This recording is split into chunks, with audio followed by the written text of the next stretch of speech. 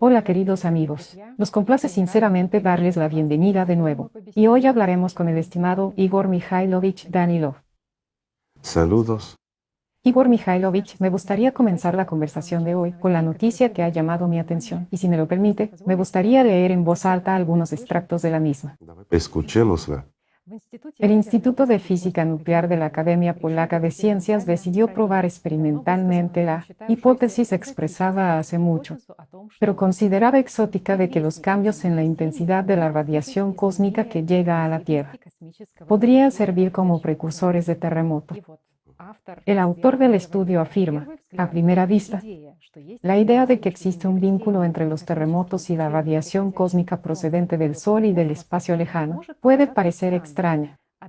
Sin embargo, sus fundamentos físicos son plenamente racionales. Y los científicos polacos han encontrado en sus investigaciones una clara correlación entre la intensidad de la radiación cósmica secundaria y la frecuencia de los terremotos de magnitud superior a 4. Hemos descubierto un fenómeno realmente existente. Es una alegría tan grande. Bien hecho. Sí, que la ciencia oficial al menos mire en esta dirección. Y es una gran alegría que aquello sobre lo que los participantes del proyecto Sociedad Creativa saben y conocen, desde hace mucho tiempo se haya convertido por fin en un descubrimiento asombroso para la ciencia oficial.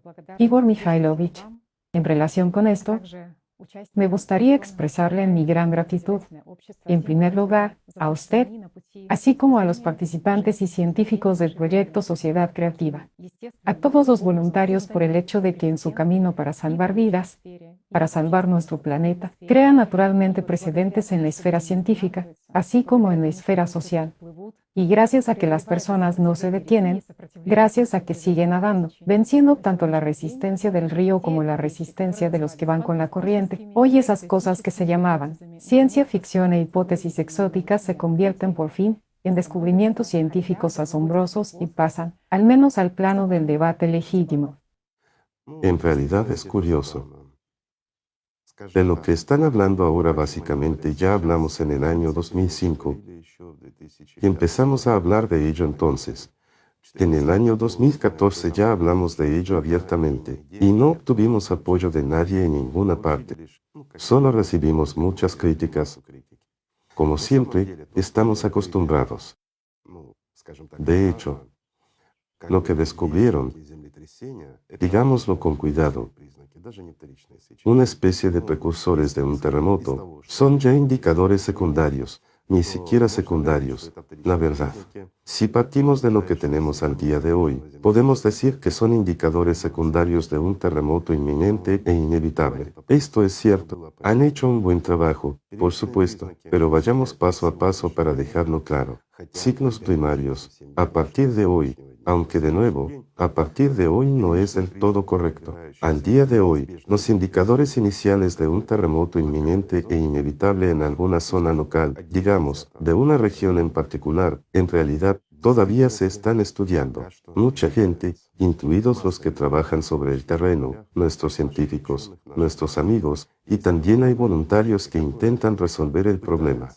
Hay una cierta comprensión. Hay ya una dinámica positiva en la solución de este problema, pero aún estamos lejos de la solución. ¿Por qué? No hay una comprensión completa de estos procesos. Se está trabajando en ello, pero no es tan fácil ni tan rápido, sobre todo de forma voluntaria, y más teniendo en cuenta que nos enfrentamos a constantes resistencias. También nos enfrentamos al hecho de que, seamos sinceros, no podemos entrar en todas las regiones y tenemos un número limitado de personas y oportunidades limitadas, pero todo eso es secundario. Siempre hemos vivido así y siempre hemos trabajado en esta dirección. Entonces, los signos primarios que deberían avisarnos de un terremoto, estos precursores, deberían avisarnos al menos 3 meses, o mejor aún, 6 meses antes del momento en que el terremoto inevitablemente se producirá. Y al día de hoy, digamos, esta posibilidad está surgiendo, diré con cuidado.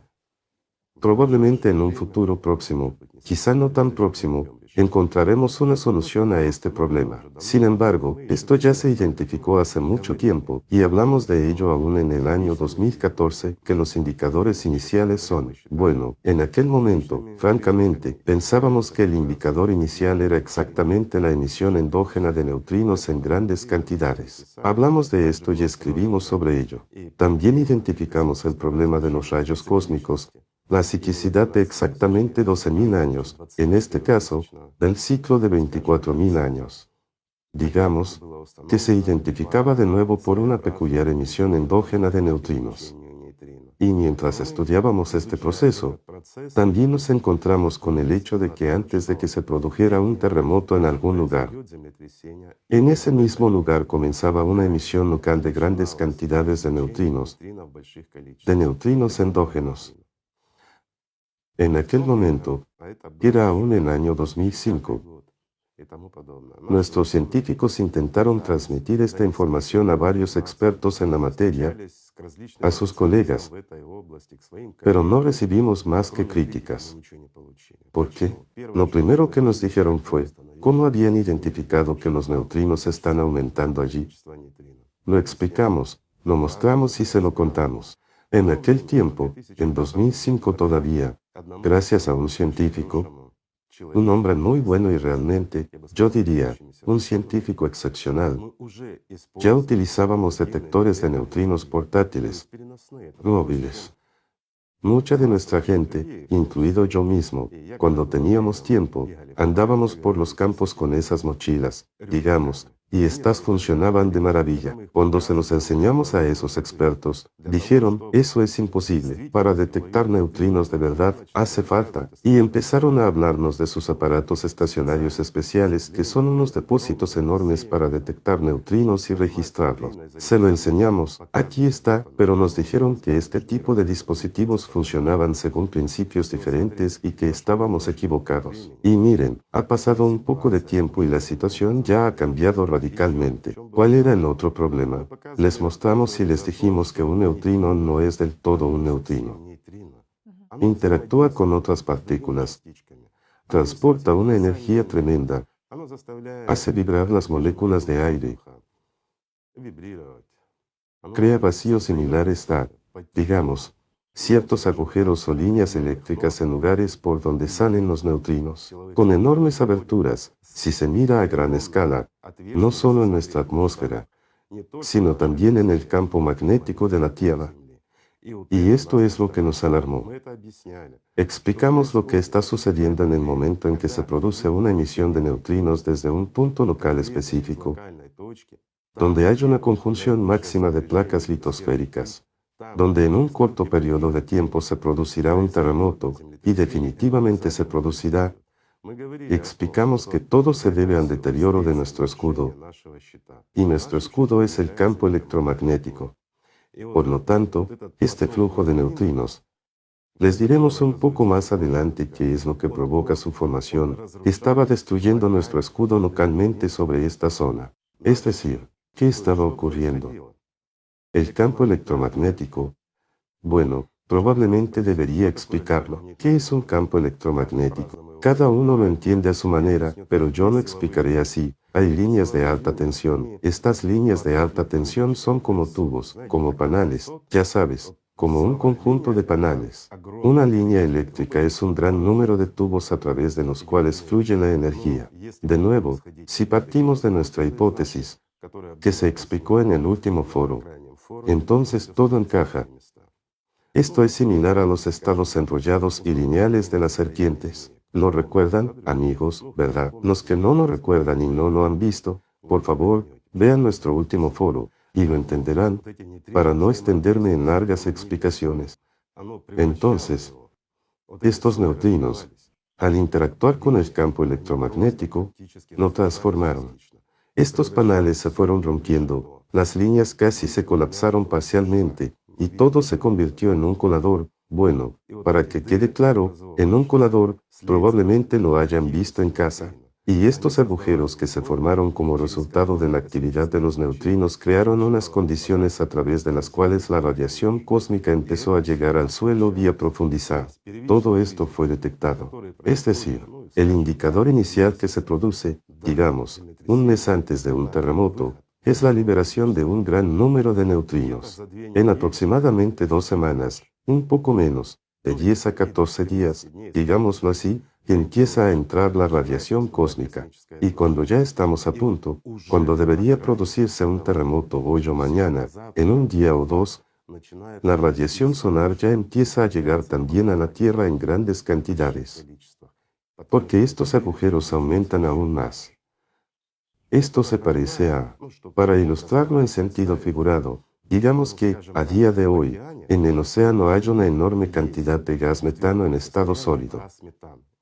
Debido al hecho de que el océano se está calentando, el metano comienza a convertirse en estado gaseoso, y estas burbujas comienzan a subir en el océano, y hay muchos lugares así, que han observado nuestros oceanólogos que estudian este problema, entre otras cosas. Y la verdad es que es interesante. En los lugares donde estas enormes burbujas comienzan a ascender en grandes cantidades, abajo en el océano, donde siempre ha sido oscuro, se vuelve claro. ¿Por qué?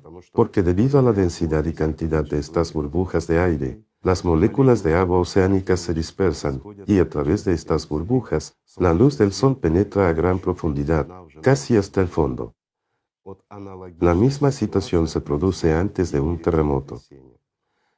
Y creíamos, aunque erróneamente, pero creíamos que este era el indicador inicial.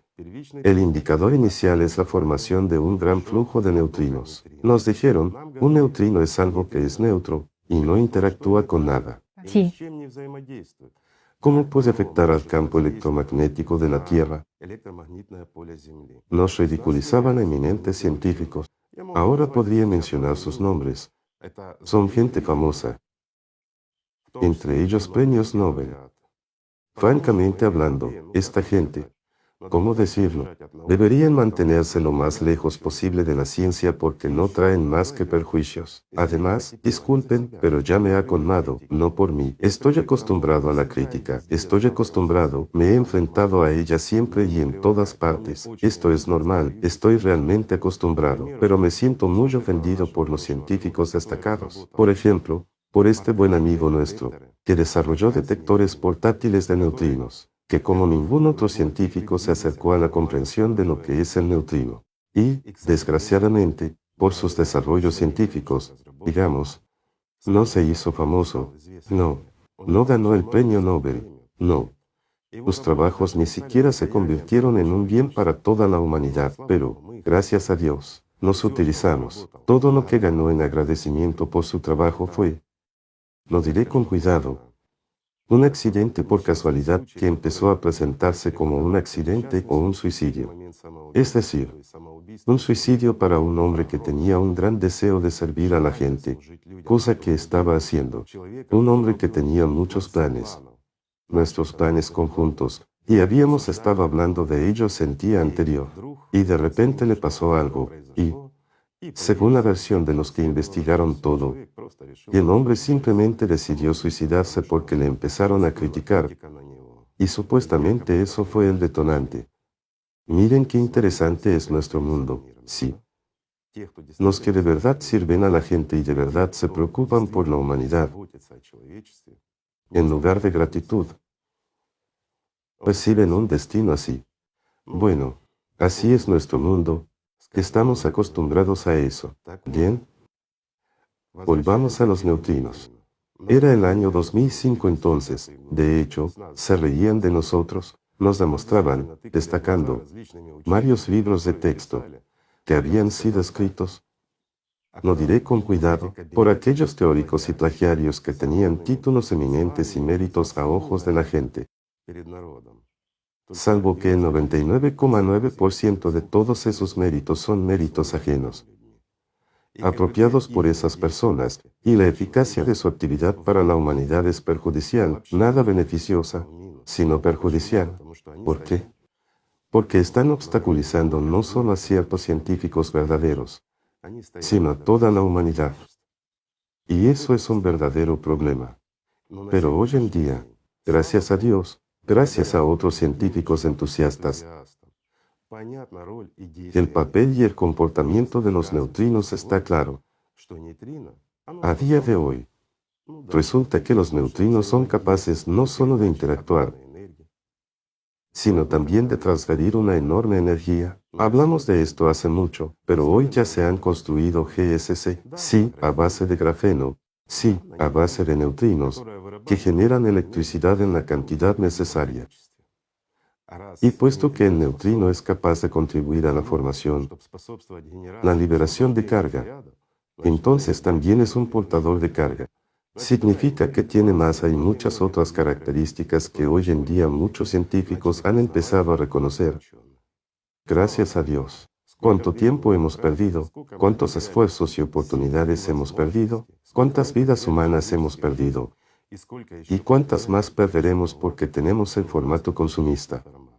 Porque los científicos progresistas tienen estas rocas, impenetrables rocas de figuras de autoridad que se interponen en su camino, que, como sepa, simplemente se interponen en el camino de la humanidad. Esto es cierto. Pero a partir de hoy, fíjense, es un gran logro. Y me alegro mucho por estos científicos polacos que por fin han visto que antes de un terremoto aparece una radiación cósmica que casi llega a la Tierra. Bueno, no se han dado cuenta de lo que ocurre con los neutrinos. Puedo entenderlos. No tienen nada con lo que medir los neutrinos. Creo que se habrían dado cuenta si tuvieran esa capacidad. Creo que también han notado el aumento de la radiación solar antes de un terremoto propiamente dicho. Eso ya es mucho, eso es realmente mucho. ¿Por qué? Porque esto es. Tatiana tiene razón, esto ya es un reconocimiento de esos hechos que se mencionaron Dios sabe cuándo. Pero, ¿qué aporta esto? Echemos un vistazo más amplio. Si logramos resolver también la cuestión principal, los primerísimos indicadores que nos dirán con 6 meses o al menos de 3 a 6 meses de antelación donde se producirá exactamente un terremoto, eso será un gran avance para toda la humanidad y abrirá enormes oportunidades. Pero desgraciadamente, amigos, se los diré sinceramente, tal como son las cosas, en el formato consumista, estos conocimientos carecen de sentido. Sí. Podemos ver que la radiación ha aumentado en algún lugar o, si Dios quiere, podremos medir neutrinos en algunos aparatos de medición oficiales y legítimos, en algunos detectores de neutrinos, aunque hoy en día esto se puede hacer de forma muy sencilla. Uno puede coger un generador sin combustible que la gente ha hecho sobre grafeno y mirar dónde aumenta la energía eléctrica, cuándo y cómo. Lo muestra inmediatamente. Esos son los detalles. Así que, en el formato consumista, sí, podremos detectar el lugar que está causando el peligro. Y si las autoridades locales están dispuestas a hacerlo, y no temen por su reputación más que por la vida de las personas que viven allí, así se podrá salvar la vida de la gente. Pero un terremoto tendrá lugar de todos modos. Y si es destructivo, la destrucción será inevitable. ¿Qué podría hacerse? O mejor dicho, ¿qué se debería haber hecho ya? Al menos desde hace 10 años seguro, y podríamos haberlo hecho. Es llevar a cabo actividades planificadas de antemano que disminuirían la presión y evitarían casi cualquier terremoto fuerte y potente. Porque por la cantidad de los neutrinos, sí, con antelación, con un mes de antelación, ya sabríamos la intensidad del terremoto y dónde se produciría. O al menos con 2 semanas de antelación, o 10 días,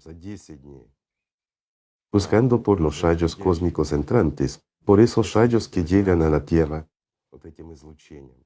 Después de todo, ya es fácil medir esto, no es difícil, al menos de esta manera. Pero diré, cuando se produce una de las últimas fases o la penúltima fase, cuando de hecho la radiación cósmica secundaria empieza a llegar a la Tierra, ya es un poco difícil y hay riesgos a la hora de amortiguar o más correctamente, descargar estas estructuras acopladas. Ya existe un riesgo. Es mejor hacerlo con un mes de antelación. Para que quede claro, tal vez, Voy a explicar. De acuerdo. Sí, muy interesante en general, porque ahora los científicos quieren descubrir lugares. Y aquí es directamente descargar terremotos. Hablamos mucho. Sí, hemos hablado mucho de esto. Pero para que quede claro, vamos a repetirlo otra vez. ¿Qué es un terremoto? Es cuando una placa se superpone a otra. Es decir, la compresión aumenta en ese punto. Por supuesto, esto crea una falla. Eso es todo lo que dicen los libros de texto. Y esta falla crea este temblor, este terremoto. Por regla general, esto se produce a una profundidad media de 10 kilómetros. Esto ocurre habitualmente allí, en las estructuras profundas. Para ser claros, esta presión que se acumula crece gradualmente. En la profundidad de 10 kilómetros ya hay altas temperaturas. Esta es la presión de enormes masas en estructuras sólidas. ¿A qué conduce esto? Esto produce una destrucción de las estructuras que componen estas placas. Cuando estas colapsan, los átomos de esas estructuras colapsan también. Y todo el proceso posterior se explica muy bien por esa hipótesis con las serpientes. Resulta que no solo se liberan protones, sino también serpientes, por así decirlo, es decir, se transforman de los estados enrollados a los lineales, y se libera una enorme cantidad de neutrinos, es decir, lo que llamamos neutrinos. Y cuando estas corrientes de neutrinos se precipitan al espacio exterior, interactúan con las moléculas de aire. Por extraño que parezca, lo hacen, es decir, debilitan nuestra atmósfera localmente en ese lugar, y también afectan al campo magnético de la Tierra. ¿A qué conduce esto? Para que se entienda, ya he dicho que estas líneas eléctricas, al igual que los panales, están formadas por racimos. Para entender, esas serpientes fluyen a lo largo de estos racimos a una velocidad tremenda, prácticamente a la velocidad de la luz. Y aunque es un campo electromagnético débil, tiene tal densidad y tal velocidad que cuando se produce radiación cósmica hacia nuestro planeta o radiación del Sol, estas partículas son capturadas por estos flujos y llevadas fuera de nuestro globo terráqueo. Así que si miramos nuestro campo magnético de lado, veremos que está ligeramente aplanado desde el lado del Sol, pero desde el otro lado está ligeramente alargado. Y este flujo simplemente amortigua, captura todas las partículas que vienen. De nuevo, para que lo entienda un público más amplio, ¿todo el mundo sabe lo que son los ríos rápidos? Sí. Supongamos un río rápido de montaña que lleva agua a gran velocidad. Si, por ejemplo, empezamos a tirar grava, que es una fracción fina de piedra, desde un puente, ¿saben lo que es la grava? Sí, cuando se reparan carreteras o se pone asfalto, las rellenan con piedra fina.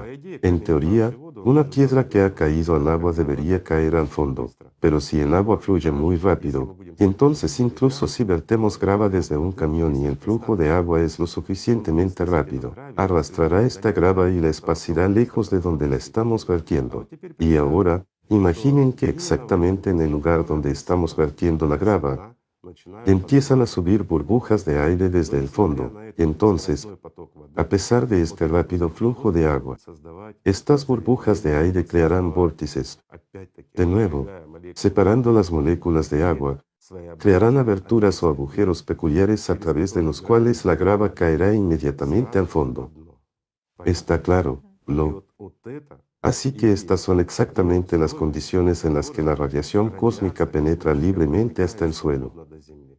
Pero eso ya es una etapa tardía. ¿Por qué es una etapa tardía? Porque cuando las placas chocan entre sí, al principio comienza una pequeña emisión de, digamos, neutrinos endógenos.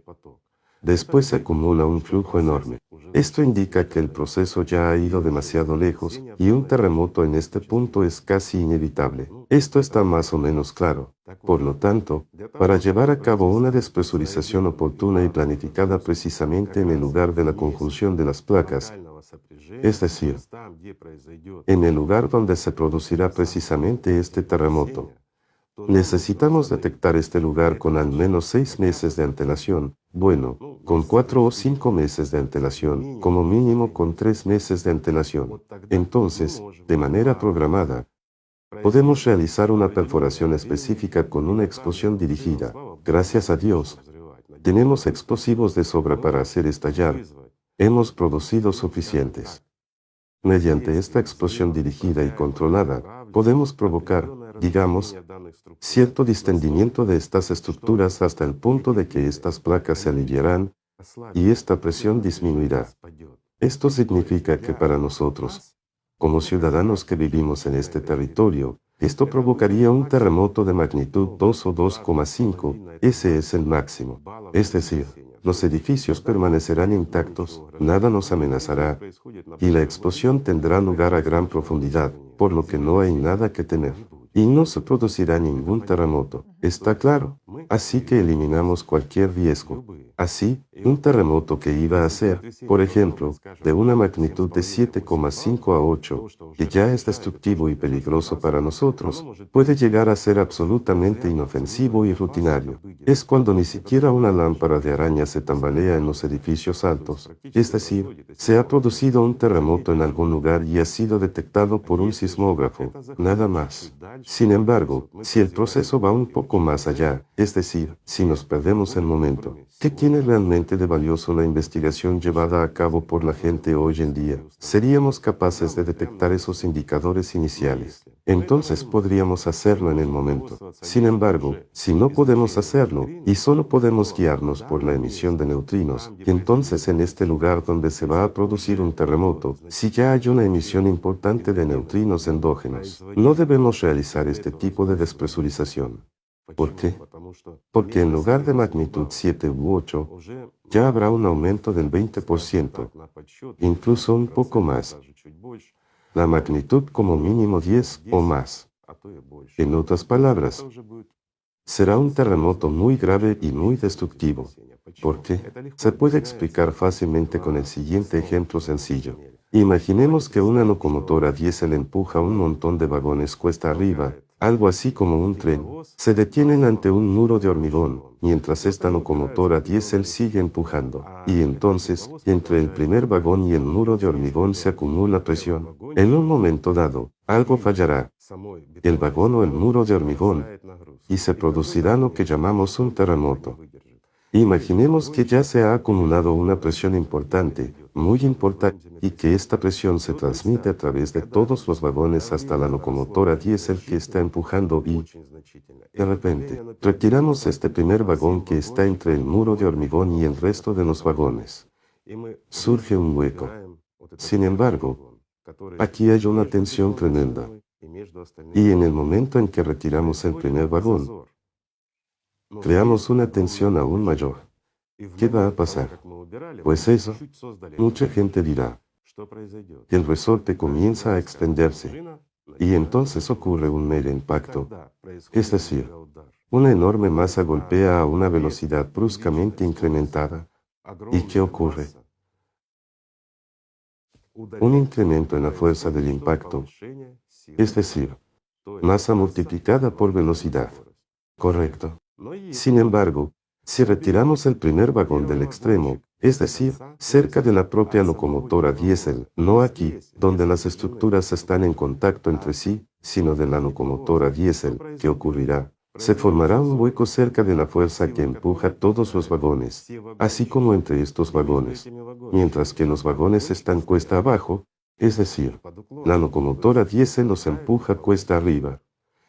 Y entonces, la presión que se ejercía sobre esta placa, y esto es toda tensión, esta tensión se amortiguará drásticamente. ¿Cómo? Hemos quitado el vagón. Y aquí la locomotora diésel tiene la oportunidad de moverse un poco más rápido. Pero toda la masa con toda la carga irá hacia ella. Y esta masa irá en contra de la locomotora. ¿Verdad? Entonces, ¿qué sucederá? Primero, se producirá una despresurización entre el primer vagón y el muro de hormigón, y al mismo tiempo toda esta masa frenará bruscamente y reducirá la cantidad de fuerzas que empujan a estos vagones, es decir, la locomotora frenará. Bueno, esto está claro. Muy fácil de entender, sí. Es fácil de entender. Espero, amigos, que lo hayan entendido. Pido disculpas por tales explicaciones, pero lo he hecho lo mejor que he podido. Entonces, si identificamos que en un determinado lugar ya hay muchos neutrinos, aunque todavía no haya radiación cósmica, pero hay una masa de neutrinos, podremos realizar la despresurización solo en el lugar desde donde está creciendo. Es decir, puede estar a miles de kilómetros, no a 1000, sino a varios miles. Y exactamente allí necesitamos realizar la despresurización, para que la placa simplemente se alivie y la presión desaparezca. ¿Qué recibimos en tal caso, si identificamos correctamente la ubicación? Eso no es complicado, amigos. Hay matices específicos. Recibimos de 1,5 a 2, máximo un terremoto de magnitud 2,5 en el lugar correcto donde realizamos esta despresurización, precisamente donde se están acumulando las fuerzas. Y en este lugar obtendremos una magnitud máxima de 1,5 a 2. Y un terremoto, que podría haber sido de magnitud 8, simplemente no tendrá lugar. ¿Por qué no podemos hacer eso en el formato consumista? Lo digo otra vez. Estas placas son enormes. Y los lugares donde las fuerzas que empiezan a empujar las placas y donde necesitamos realizar esta despresurización pueden estar a miles y miles de kilómetros de distancia. Así es la estructura de nuestro mundo. Bien, para no hablar mucho, se los explicaré. Todos ustedes son personas inteligentes y con conocimientos políticos. Por ejemplo, imaginen una situación en la que la emisión de neutrinos ha aumentado considerablemente en Moscú, una ciudad con muchos millones de habitantes, donde hay muchos niños, mujeres y ancianos. Y hay una amenaza que pronostica un terremoto de magnitud 9 o superior, un megaterremoto. Podemos evitarlo, pero esta despresurización tiene que realizarse en Polonia, en Varsovia. Mucha gente lo ha entendido, ¿verdad? Ya es gracioso. Estoy de acuerdo, prefieren acelerar el proceso en lugar de aliviar la presión. Si fuera al revés, podrían estar de acuerdo, pero si se diera esa situación, ¿serían capaces de llegar a un acuerdo? Tal vez sí, no lo sé, no soy político, ellos lo saben mejor. Pero ¿cuánto tiempo llevaría? Mientras que en este caso solo tenemos unos pocos días. Esa es la respuesta. Y exactamente la misma situación puede ocurrir, con Estados Unidos y con cualquier otro país del mundo. ¿Por qué? Porque la agenda política en nuestra sociedad prevalece tanto sobre nuestra humanidad y nuestro sentido común que preferimos destruir a millones de personas que simplemente seguir siendo seres humanos. Lo diré así. Y esto es realmente cierto. En la sociedad creativa, no veo ningún problema en absoluto, lo que significa que todo esto puede resolverse en cuestión de segundos, y en este caso no puede haber ningún problema. Gracias a ciertos sensores y dispositivos, podremos detectar en prácticamente todo el planeta donde surge o está a punto de surgir un problema, y podremos simplemente despresurizar casi cualquier terremoto. Evitarlo. Esto llevará a que la actividad sísmica como tal sea absolutamente controlable. Lo mismo ocurre con la vulcanología. En este caso, efectivamente, digámoslo así, podremos poner las cosas en orden. Esto no significa que los volcanes no vayan a entrar en erupción. Lo harán, especialmente ahora que estamos entrando en el ciclo. ¿Por qué lo estamos?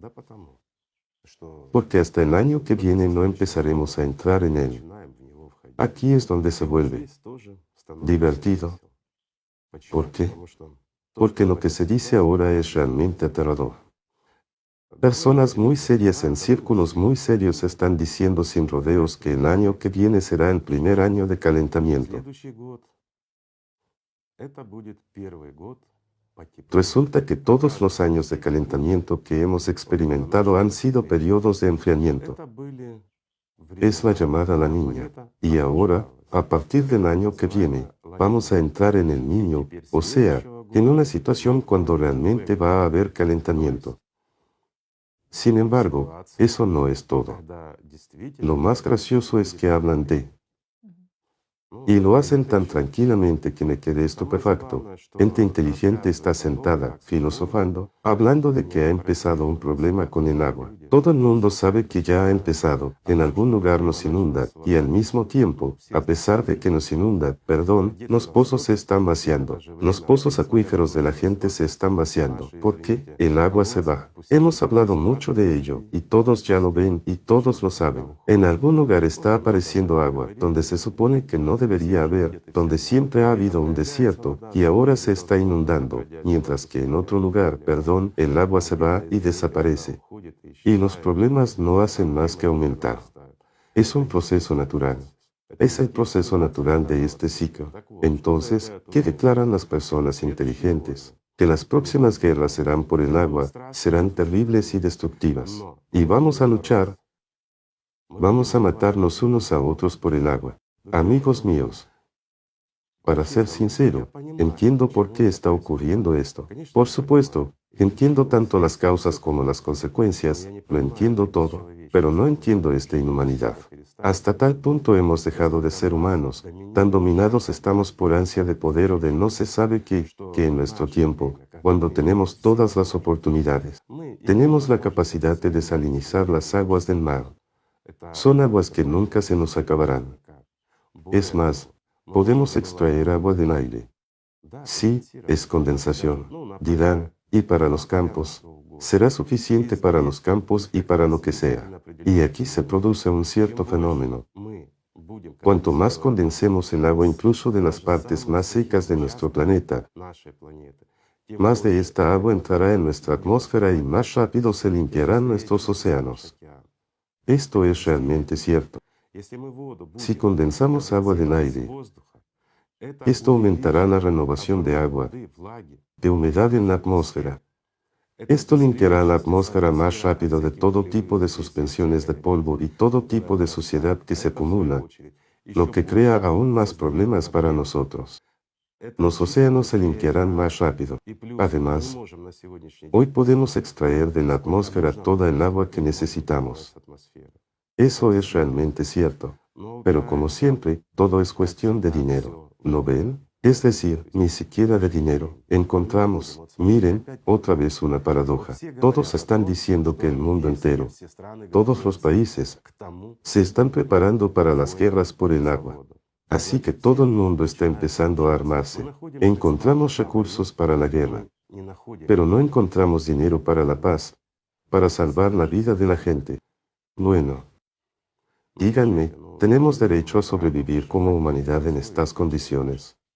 Por un lado, tenemos que sobrevivir. Somos la humanidad. Pero por otro lado,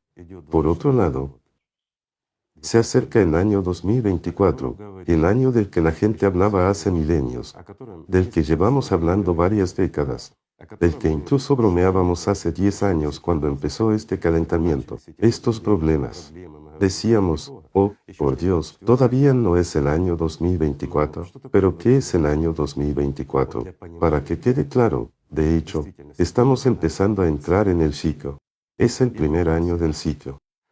Pero para nosotros, para los seres humanos, si nos abstraemos un poco y lo explicamos alegóricamente, es como si nosotros, toda la humanidad, hubiéramos subido a lo alto de un acantilado, y ahora solo tenemos un camino, hacia abajo. Y la pregunta es, ¿hacia dónde? ¿Hacia el abismo o a los jardines celestiales? ¿A dónde iremos? Este es el momento de elegir a dónde vamos a movernos. Y cuando escucho tales predicciones para el futuro, me entristece, francamente hablando. ¿Entienden? Pero en realidad, ¿qué puede cambiar la situación? Sí, muchos dirán, la sociedad creativa, y tendrán razón. Esa es la única opción. Cuando en lugar del abismo podamos rodar desde la cima de esta montaña hasta el Edén. Y en efecto, es seguro, es prometedor, dará mucho a cada uno de nosotros.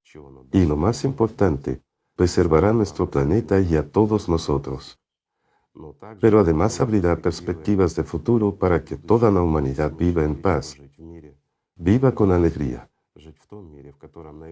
viva en un mundo en el que el valor más elevado sea la vida de una persona y sus beneficios. Nótense, Es decir, es el mundo en el que toda la ciencia se centra en una sola cosa, cómo hacer nuestra vida mejor y más fácil, cómo hacer que cada uno de nosotros esté más sano, cómo prolongar nuestra vida y cómo hacernos verdaderamente felices. U otro escenario alternativo, que es, más bien, no alternativo. ¿Por qué? Porque, piénsalo, ahora mismo somos más de 8.000 millones de personas en este planeta. 5 de cada 1.000 personas conocen la sociedad creativa. No la han visto, pero saben lo que es y quieren apoyarla. Estas son las cifras reales. Sí, es posible transmitir esta información a todo el mundo rápidamente, pero estamos haciendo todo lo posible. Hasta ahora, y gracias a Dios, ya son 5 personas, ya que hace un año ni siquiera 5 personas de cada 1.000 lo sabían. Pero, lamentablemente, no son 995 personas, son 5 personas. Entonces, las simples matemáticas demuestran que puede suceder cualquier cosa. Sin embargo, ¿qué nos daría la sociedad creativa? Volvamos, por ejemplo, a esa misma vulcanología y veamos. Hoy se propone que, para detener este desastre climático que se cierne sobre nosotros, hay que enfriar el océano. Gracias, ustedes ya se han dado cuenta de que la causa es el océano, que en realidad nuestro aire acondicionado está estropeado y todo el mundo tiene problemas. Entonces, ¿qué proponen? De hecho, a nivel internacional apoyan muchas investigaciones que se centran en diferentes formas y métodos que contribuyan a la reflexión de la luz solar para enfriar nuestro planeta. Y uno de ellos, naturalmente, consiste en pulverizar determinadas sustancias en nuestra atmósfera. Parece lógico, es sencillo y claro. Sin embargo, muchas personas están realmente alarmadas, y no sin razón, de que este método pueda tener un efecto secundario que conduzca a la muerte de toda la población y del planeta en su conjunto. ¿Por qué? Intentaré explicarlo de forma sencilla y más o menos clara. ¿Qué sugieren? Sugieren esparcir ciertas sustancias sobre el océano para que el sol no lo caliente tanto. Por un lado, tienen razón. ¿En qué tienen razón? Por el hecho de que nuestra atmósfera se ha reducido mucho. Los rayos cósmicos y una radiación solar más fuerte llegan a la superficie de nuestra Tierra y océanos, y en cantidades mucho mayores, así que, naturalmente, todo se calienta más rápido. Pero nuestro problema no está en el factor que llega desde arriba a la Tierra. Nuestro problema es mucho más profundo. Está en el núcleo. Este proceso de ciclicidad y esta radiación que, como el neutrino, lo atraviesa todo casi sin interactuar con nada, interactúa con el núcleo de nuestro planeta. Y allí se produce el efecto de entropía. Cuando hay una emisión desde nuestro núcleo interno hacia el núcleo externo, se produce un calentamiento enorme. Y el magma líquido sobrecalentado empieza a producir lo que tenemos ahora. O sea, es el magma el que empieza a calentarlo todo desde dentro. Y si ahora cubrimos el océano con sustancias esparcidas, se producirá un gran desastre. Por un lado, parece lógico, nos protegeremos de la radiación solar y quitaremos el calentamiento adicional. Pero lo que sea que esparcimos, provocaremos. Digamos que cualquier partícula, cualquier sólido en suspensión en la atmósfera, donde hay mucha electricidad, adquieren ciertas cargas y empiezan a interactuar con nuestra atmósfera, y se produce una cierta tensión. Para que quede más claro, lo diré de forma sencilla. Tomen un imán de neodimio, pónganlo en un campo eléctrico y verán fenómenos muy interesantes. Los que quieran, lo analizarán. Veremos el mismo efecto si empezamos a esparcir cualquier cosa. ¿Y para qué esparcir? No diré simplemente, ¿para qué molestarse? En primer lugar, es difícil hacer que permanezca sobre el océano. Es poco realista porque toda la atmósfera se mueve. Es mucho más fácil abarcar una gran zona y provocar tal llamado invierno. No un invierno nuclear, sino literalmente un invierno prolongado. Es provocar una erupción de Yellowstone. Sí, después de todo, es fácil de hacer. Un misil táctico, de poca potencia, Yellowstone no necesita mucha, y el mundo entero se sumiría en el caos. Quiero decir, lo que arrojará Yellowstone será suficiente para cubrir casi todo nuestro planeta con esta suspensión. Perdón. Hay una enorme cantidad de compuestos microcristalinos que reflejarán cualquier cosa. Será un escudo denso. Solo que este escudo no impedirá que llegue esa radiación psíquica específica, que aún así llega al núcleo. Y lo que está bajo nuestros pies se calentará, mientras que aquí se enfriará. Los mismos procesos que ahora tienen lugar bajo nuestros pies continuarán, pero el calor que se está generando no podrá salir. Y entonces nos encontraremos con una grave paradoja. En lugar de enfriarnos, por el contrario, lo calentaremos todo. Y el problema ni siquiera es ese. El problema es que ya hay muchas cosas negativas. Y si además la caldera explota, Dios no lo quiera, entonces, como lo observamos hoy habitualmente, Yellowstone está conectado con otra caldera, por lo que otros volcanes seguramente se activarán en grandes cantidades.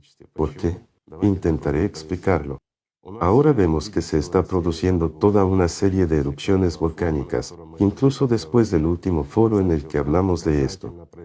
Resulta muy ilustrativo que en un corto periodo de tiempo se haya producido toda una serie de erupciones, como si fuera a propósito, aunque, de hecho, no previmos si hablamos de ello en el foro. ¿Por qué se produce esta actividad? Porque cuando esta radiación choca con el núcleo del planeta, libera una enorme cantidad de energía. Debido a esta energía, se produce un calentamiento ya en el núcleo exterior.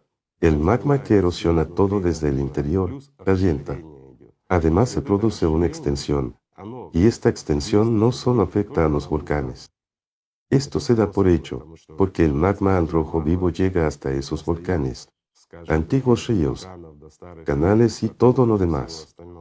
Pero además presiona sobre las placas, por eso vemos un aumento tan tremendo de la actividad sísmica. Esto es realmente así.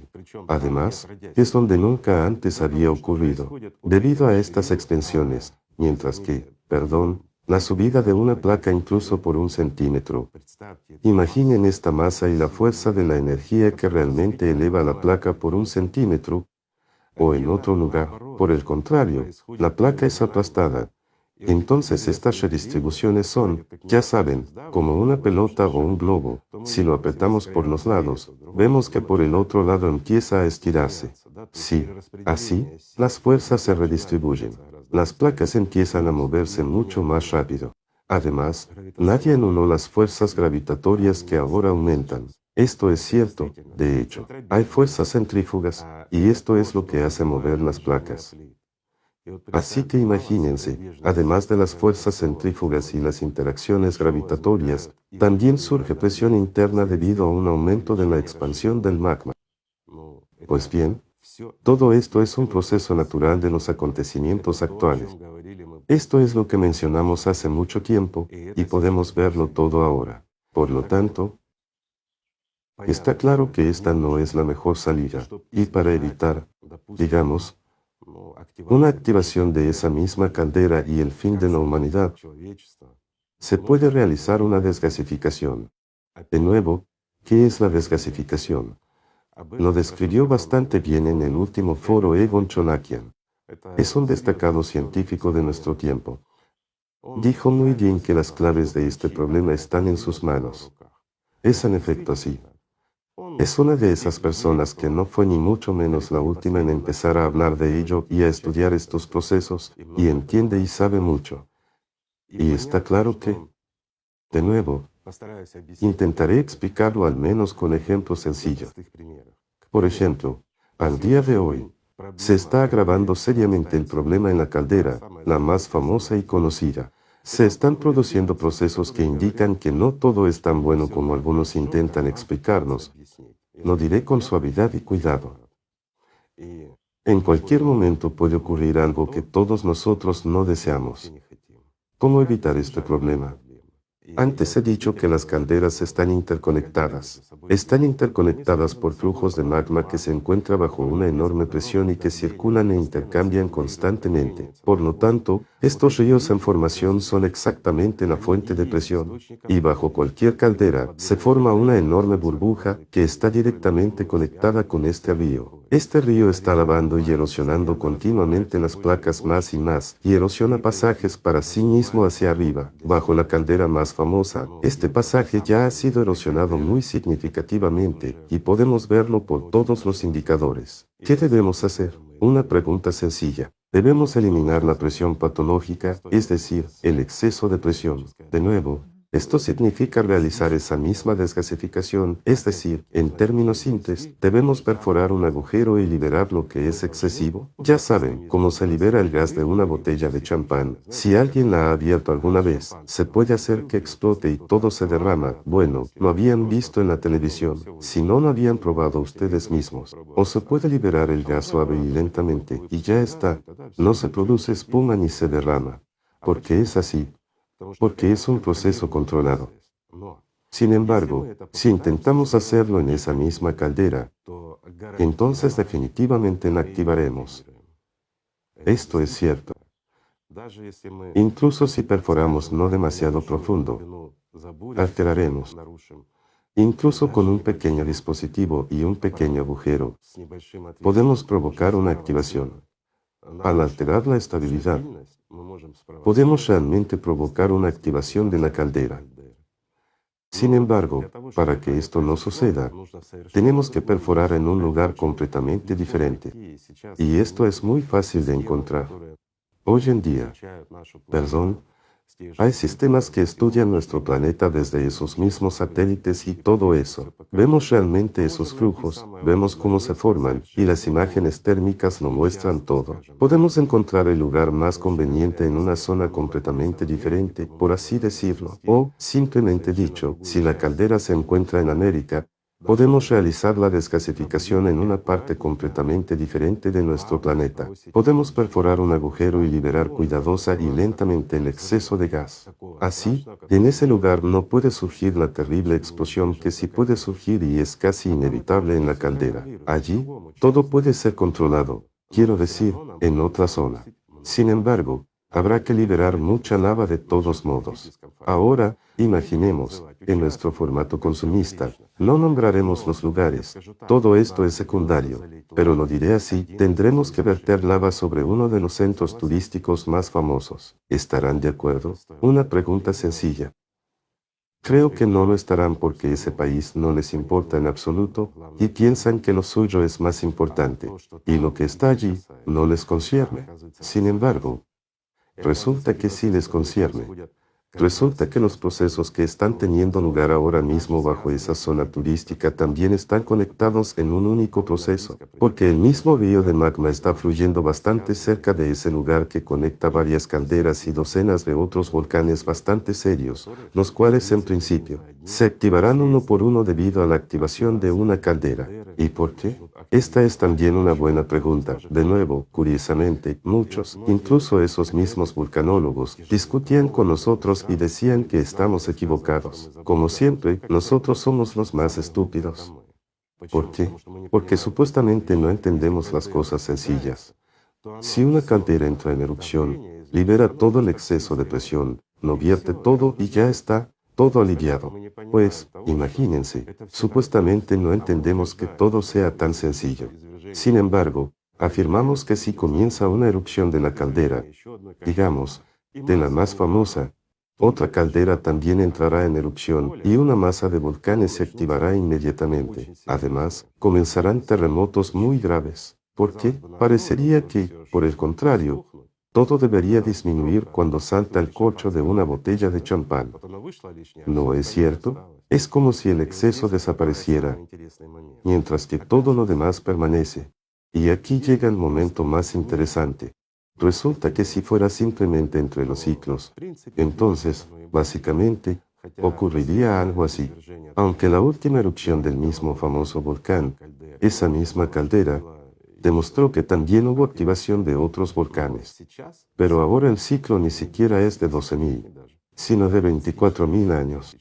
Y podemos ver que la actividad de esa radiación es muy alta, que nos adelantamos a todas las previsiones. Y esa presión que está creciendo bajo nuestros pies, allí, en el núcleo interno y en el núcleo externo, y naturalmente, ya en el manto y en todas partes, y que afecta a nuestras llamadas placas litosféricas, es decir, a nuestra corteza, esa actividad es muy patológica. Y la actividad volcánica también es muy patológica. En otras palabras, no debería haberlo, pero lo hay. ¿Por qué? Incluso en este ciclo, vamos por delante. En el último foro, hablamos y tratamos sobre que el problema es que la inmunidad de nuestro planeta ya no existe. Es decir, hemos matado prácticamente al océano, y se ha iniciado un ciclo, una reacción en cadena. Así que imagínense, ahí mismo, bajo nuestros pies, todo está hirviendo y en ebullición. Es realmente un proceso de ebullición, pero está en un recipiente cerrado. Sí, hay mucha energía, todo está hirviendo y bulliendo, pero está contenido por la corteza. Ahora hay pequeñas erupciones, pero no significan nada, son inmediatamente amortiguadas por nuestras placas. Y, en principio, el hecho de que haya entrado un poco en erupción no es nada, pero esta pequeña actividad demuestra que tenemos razón al 100%. Si se produce una erupción en la caldera, habrá una enorme liberación de magma, energía y todo lo demás, y la presión dentro de nuestro planeta caerá bruscamente. Y en este punto, comenzará un fenómeno. Todo lo que está dentro, todo el magma hervirá, la temperatura aumentará varias veces instantáneamente, y los volúmenes de magma aumentarán instantáneamente varias veces. Por lo tanto, es casi un proceso instantáneo. Y al parecer, esta descarga tremenda y repentina aliviaría la presión, pero en lugar de ello creará las condiciones para la intensificación del proceso de ebullición. Por lo tanto, los volúmenes de magma aumentarán, lo que significa que se iniciarán megaexplosiones.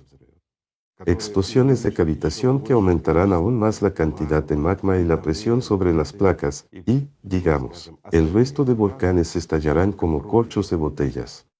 Eso será bastante divertido.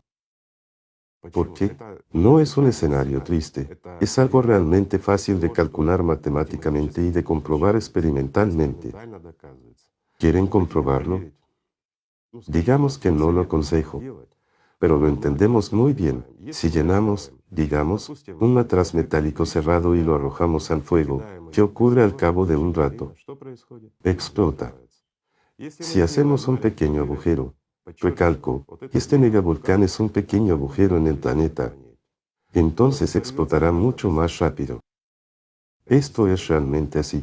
Parece que debería ser, a través de este agujero, toda el agua hirviendo se vertería fuera bajando presión, y ya está. No, se produce una provocación, y todo se intensifica muchas veces. Y es entonces cuando el matraz se revienta por completo mucho más rápido, ya saben, como un globo, de lo que hubiera sido con el proceso de calentamiento. Y lo mismo, bueno, todo se repite. Y, de hecho, el mecanismo es casi el mismo. Así que, para evitarlo, es necesario y es posible incluso hoy en día, digamos, no solo predecirlo, sino además prevenirlo todo. Es decir, al día de hoy, prácticamente ya podemos controlar la actividad volcánica, pero no podremos hacerlo. ¿Por qué? De nuevo, responderé con un ejemplo sencillo, amigos. Para que nadie tenga ninguna esperanza en la cabeza de que somos personas, podemos llegar a un acuerdo, nos solucionaremos, porque somos seres razonables, y quizás ese sea precisamente nuestro problema, que razonamos demasiado. Y durante 19 años, 193 países han estado aprobando y firmando un tratado sobre la preservación de nuestro océano. El tratado ha sido recientemente aprobado por fin. 19 años, amigos, en la época en que los expertos veían que el océano se estaba muriendo y estábamos resolviendo esta cuestión tan rápido. Imagínense si hace 19 años nos hubieran escuchado a nosotros y a otros científicos, porque, perdón, mucha gente llamando a la puerta y dando la voz de alarma, y por eso 193 países, bajo los auspicios de la ONU, comenzaron este importantísimo documento. Lo adoptaron. Sí, después de 19 años. Imagínense cuánto tiempo tardaremos en ponernos de acuerdo para simplemente despresurizar las placas y evitar un terremoto. O, hablando ya de cosas serias, de vulcanología, para que podamos realizar una desgasificación planificada. Mientras tanto, al día de hoy, la desgasificación planificada implica cientos de volcanes creados artificialmente. Algunos de estos lugares caen no solo sobre hermosas playas, sino también, sobre ciudades pobladas. Allí todo habrá que cubrir con lava. Esto sí que es necesario. Entonces no habrá problemas. En la sociedad creativa no veo ningún problema. Todo se hace fácil y sencillamente. No hay problemas, nadie pierde nada y todos solo ganan. Pero, ¿qué aporta? Se los explico. Imaginemos, hemos despresurizado esos ríos de magma de forma planificada y tranquila. Resulta que las burbujas que se forman bajo esos megavolcanes se descargan, es decir, la presión simplemente se disminuye como si se hubiera vaciado un globo y se reduce. Pero el magma enfriado forma una capa extremadamente densa. Yo lo diría así, algo que resiste esta temperatura de calentamiento mucho mejor que las placas. Estos compuestos superficiales que quedan del magma son mucho más sólidos y son más resistentes al calor que de lo que están hechas nuestras placas a esa profundidad. Esto es algo así como un diente relleno, un diente bien relleno de emplaste.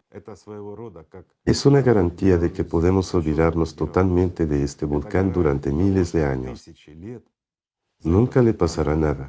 Así, si realizamos una desgasificación adecuada en todo el mundo, podremos vivir tranquilamente durante milenios y no nos veremos amenazados, ni por terremotos ni por volcanes. Y si además tratamos el océano de la manera adecuada, podremos limpiarlo y hacerlo funcionar. Esto es posible, aquí no hay nada complicado y todo se puede solucionar, pero no en el formato consumista, porque es caro. El dinero es más valioso que nuestras vidas.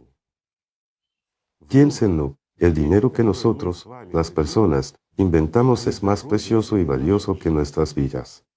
Gente, ¿estamos cuerdos? Una simple pregunta. ¿Cuán cuerdos estamos realmente? ¿Qué diagnóstico se nos debería dar a nosotros, a la humanidad entera? Y si alguien mirara desde fuera lo que ocurre en nuestro planeta, ¿por qué nos matamos unos a otros y por qué nos condenamos? Lo diré con cuidado, a malas consecuencias, solo porque inventamos el dinero. Ojalá inventáramos algo bueno.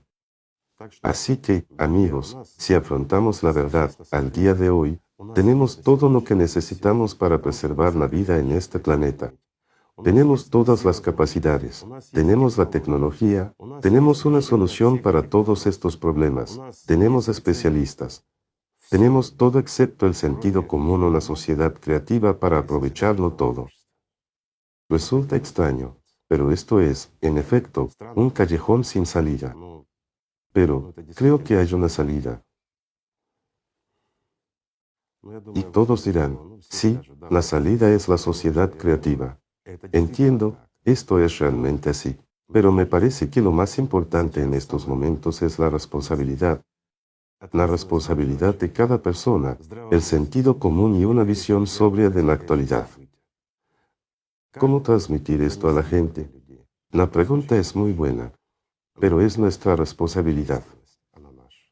Si sabemos lo que está ocurriendo, y si alguien ni siquiera quiere escucharnos por sus intereses personales o por otras razones, sean las que sean, entonces tenemos que entender que si tenemos al menos alguna oportunidad de salvar este mundo,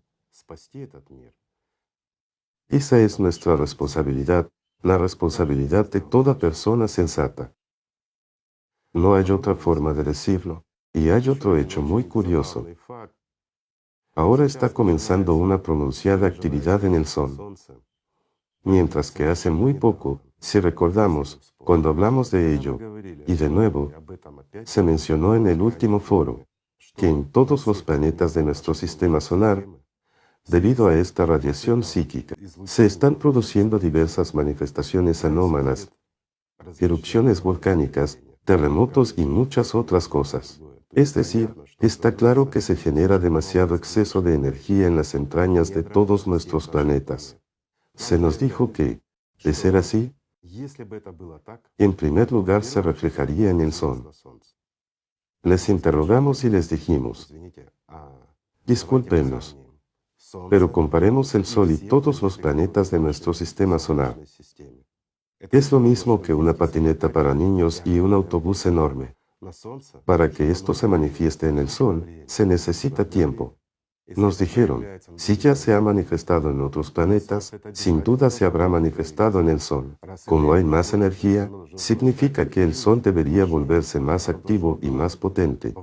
Debería haber aumentado su radiación, incluida la que viene hacia nuestro planeta. Pero esto no está ocurriendo. Al contrario, nuestra estrella, nuestro Sol, se está calmando. No pasa nada en él. Lo cual, a entender de los compañeros que nos afirmaron esto, indica que no puede existir ningún tipo de ciclo de 12.000 o 24.000 años. Ahora, tengo una pregunta. Les hemos dicho que pasará un poco de tiempo y el Sol se manifestará. ¿No es así? Es que, verán, a veces simplemente me asombra como gente con estatus internacional, gente muy inteligente, a juzgar por sus papeles, títulos y todo lo demás, no entienden cosas elementales y sencillas. Para calentar algo pequeño se necesita menos energía, mientras que para calentar algo grande se necesita más energía. Esto es lo que observamos ahora. Entonces, ¿quién puede decir ahora que el ciclo no existe si observa nuestro Sol actual, lo que realmente ocurre en él? ¿Acaso no es una influencia de alguna radiación aún incomprensible y no estudiada por nosotros, las personas, y que afecta a todos los planetas de nuestro sistema solar? Y resulta que ya afecta al propio Sol trayendo un exceso de energía, como resultado de lo cual observamos esas llamaradas en el Sol y una liberación de este exceso de calor y de esta energía, incluso en nuestra dirección, en la dirección de nuestro planeta. ¿Y qué se puede decir al respecto? Diré una cosa, amigos, estamos realmente en problemas. Nuestro problema está, en primer lugar, en nuestras cabezas, es que negamos muchas cosas, tropezamos con muchas cosas, de hecho, como montañas, ya saben, acantilados escarpados que es imposible rodear o atravesar. Todo esto se debe a que, banalmente, el formato consumista predomina no solo en nuestras vidas, sino también en nuestras cabezas. Si cambiamos todo este paradigma de consumo a creación, cambiarán muchas cosas. Entonces seremos capaces de responder a todos los desafíos a tiempo. Y seremos capaces, estoy seguro, de resistir cualquier desafío que nos plantee la naturaleza. Somos seres humanos. Hay un alma en cada uno de nosotros. Y el alma es algo mucho más grande que todo este mundo en conjunto. Me refiero al mundo material. Porque el alma es una parte del mundo infinito. El mundo divino que precisamente crea toda esta materia. No importa qué tan a ciencia ficción pueda sonar, eventualmente todos nosotros entenderemos, cada uno de nosotros, cualquier ateo entenderá que existe tanto Dios como el diablo, y que la vida nos es dada por una razón. No se nos da para que discutamos, nos enfrentemos y, más aún, para que nos quitemos la vida unos a otros. La vida se nos da aquí, en este mundo, para que ganemos algo mucho mayor y mucho más valioso que lo que poseemos aquí. Sin embargo, incluso aquello que nos fue dado, debemos preservar. A pesar de toda la resistencia y a pesar de todas las dificultades que enfrentamos, si somos seres humanos, debemos comprender nuestra propia responsabilidad y debemos hacer todo lo que depende de nosotros para que nuestra conciencia moral esté limpia. Por lo tanto, amigos, en cualquier caso, no es el momento de rendirse. Ahora es el momento de nuestra responsabilidad. Gracias. Muchas gracias, Igor Mikhailovich. Gracias a ustedes, amigos. La paz sea con ustedes y el amor de Dios.